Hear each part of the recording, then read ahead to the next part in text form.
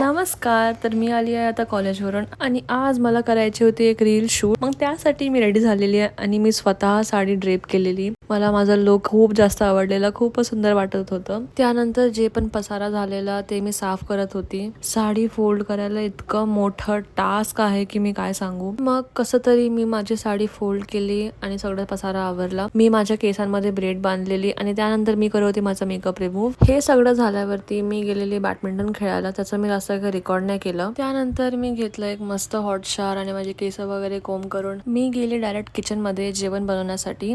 तर आज मी बनवणार होती चिला. तर चिलाचं बॅटर सकाळी मम्मीने बनवून ठेवलेलं. मग आता जेवायला होतं कांद्याची चटणी, चपाती, दही आणि ते चिला. जेवण वगैरे झाल्यानंतर मी बसली अभ्यासासाठी. मला इतकी झोप येत होती पण तरी मी माझे नोट्स वगैरे कंप्लीट केले आणि रिव्हिजन केली. मग त्यानंतर माझं पेशन्स संपलं आणि मग मी उठली पाणी पिण्यासाठी. आणि असं तुम्हाला वाटत असेल की ही तर पाणी पिऊन पुन्हा अभ्यासाला बसली असेल, तर तुम्ही खूपच चुकीचे आहेत. कारण की मी यानंतर माझं गुड नाईट झालं आणि मी झोपायला गेली. माझ्यामध्ये बिलकुल पण कॅपॅसिटी नव्हती अजून जागायची. तर भेटूया आपण नेक्स्ट व्लॉग मध्ये. तेव्हापर्यंत बाय.